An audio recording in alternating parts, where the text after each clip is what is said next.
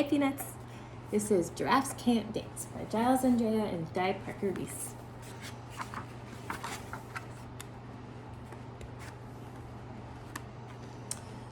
Gerald was a tall giraffe whose neck was long and slim, but his knees were awfully crooked and his legs were rather thin.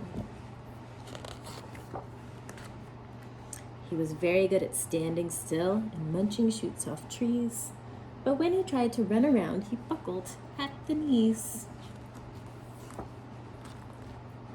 Every year in Africa, they hold the jungle dance, where every single animal turns up to skip and prance. And this year, when the day arrived, poor Gerald felt so sad because when it came to dancing, he was really very bad. The warthogs started waltzing, and the rhinos rock and rolled. The lions danced a tango that was elegant and bold. The chimps all did a cha-cha with a very Latin feel, and 8 baboons then teamed up for a splendish Scottish reel. Gerald swallowed bravely as he walked towards the floor, but the lion saw him coming and they soon began to roar. "Hey, look at clumsy Gerald," the animals all sneered. "Giraffes can't dance, you silly fool." "Oh, Gerald, you're so weird." Gerald simply froze up. He was rooted to the spot. "They're right," he thought. "I'm useless. Oh, I feel like such a clot." So he crept off from the dance floor and he started walking home. He'd never felt so sad before, so sad and so alone. Then he found a little clearing and he looked up at the sky. "The moon can be so beautiful," he whispered with a sigh. "Excuse me," coughed a cricket, who'd seen Gerald earlier on, "but sometimes when you're different, you just need a different song." Listen to the swaying grass and listen to the trees. To me, the sweetest music is those branches in the breeze.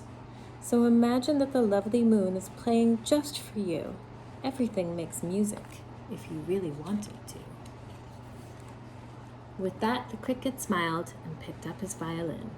Then Gerald felt his body do the most amazing thing. His hooves had started shuffling, making circles on the ground. His neck was gently swaying and his tail swishing round.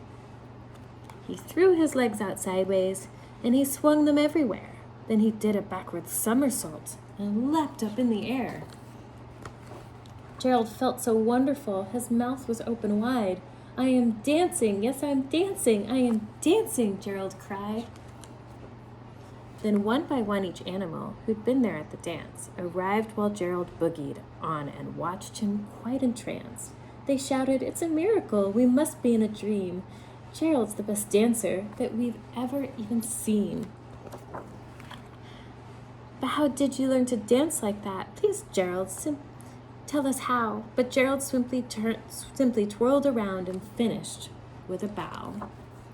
And he raised his head up and looked up at the moon and stars above.